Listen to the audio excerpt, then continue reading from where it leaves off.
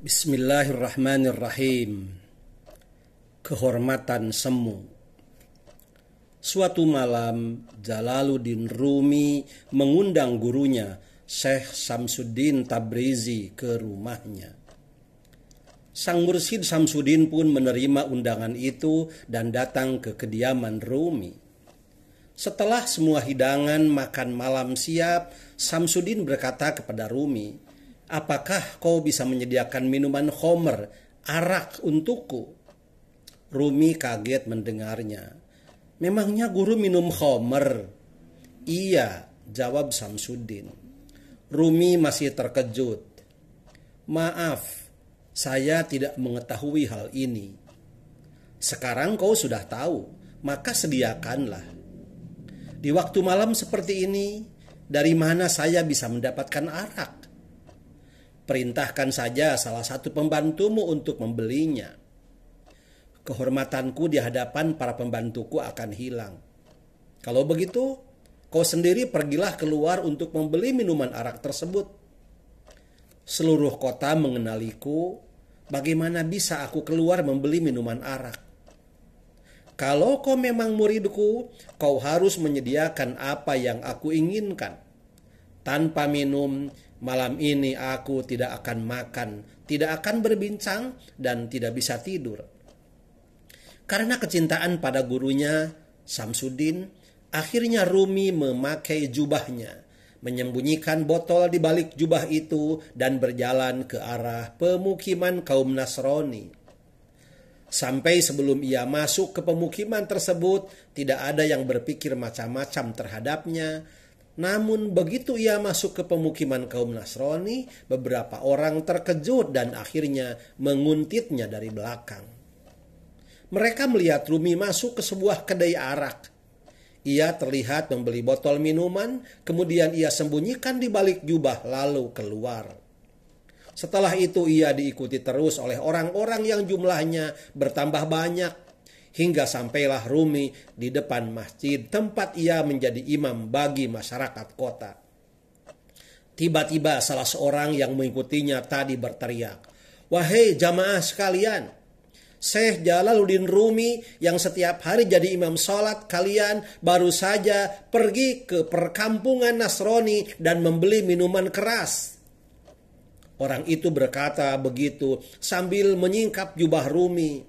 Khalayak melihat botol yang dipegang Rumi. Orang yang mengaku ahli zuhud dan kalian menjadi pengikutnya ini membeli arak dan akan dibawa pulang. Orang itu berteriak lantang dan provokatif. Orang-orang mulai marah besar, kemudian bergantian meludahi muka Rumi dan memukulinya hingga surban yang ada di kepalanya lengser ke leher.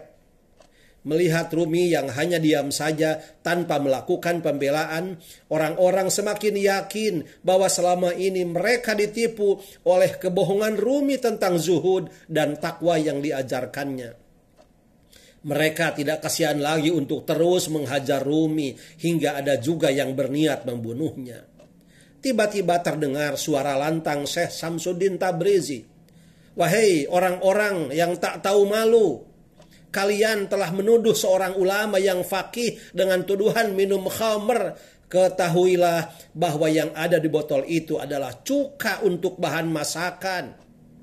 Seseorang dari mereka masih mengelak dan bicara menantang. "Itu bukan cuka, itu arak. Saya melihat dengan mata kepala saya sendiri Rumi membelinya di kedai arak," katanya. Lalu Syekh Samsuddin mengambil botol dan membuka tutupnya. Dia meneteskan isi botol itu di tangan orang-orang agar menciumnya. Mereka terkejut karena yang ada di botol itu memang benar-benar cuka. Rupanya sang guru sebelum pergi ke rumah Rumi terlebih dahulu mampir di toko minuman arak tersebut dan berpesan jika Rumi datang membeli arak maka berikanlah botol ini padanya. Botol yang terlebih dahulu sudah diisi cuka oleh sang guru. Mereka lalu memukuli kepala mereka sendiri sebagai bentuk penyesalan dan kemudian bersimpuh di kaki Rumi. Mereka berdesakan untuk meminta maaf dan menciumi tangan Rumi hingga pelan-pelan mereka pergi satu persatu. Rumi berkata pada Syekh Samsudin gurunya, "Malam ini guru membuatku terjerumus dalam masalah besar sampai aku harus menodai kehormatan dan nama baikku sendiri di depan umatku. Apa maksud semua ini?" Syekh Samsudin menjawab dengan bijak, "Agar kau mengerti bahwa kehormatan dan wibawa yang kau banggakan ini hanya semu semata. Kau pikir penghormatan orang-orang awam seperti mereka adalah sesuatu yang abadi? Padahal kau lihat sendiri, hanya karena dugaan satu botol minuman saja, semua penghormatan itu sirna dan mereka jadi meludahimu, memukuli kepalamu dan hampir saja membunuhmu. Inikah penghormatan yang selama ini kau bangga-banggakan dan perjuangkan yang akhirnya lenyap hanya dalam sesaat? Maka mulai hari ini berhentilah untuk mencari penghormatan dari sesama manusia dan bersandarlah hanya kepada Zat yang maha mulia, yang tidak tergoyahkan oleh waktu dan tidak terpatahkan oleh perubahan zaman. Dia Allah yang maha tahu siapa yang sesungguhnya manusia terhormat sejati dan siapa yang hanya mencari kehormatan palsu." Semoga kita dapat memetik hikmahnya.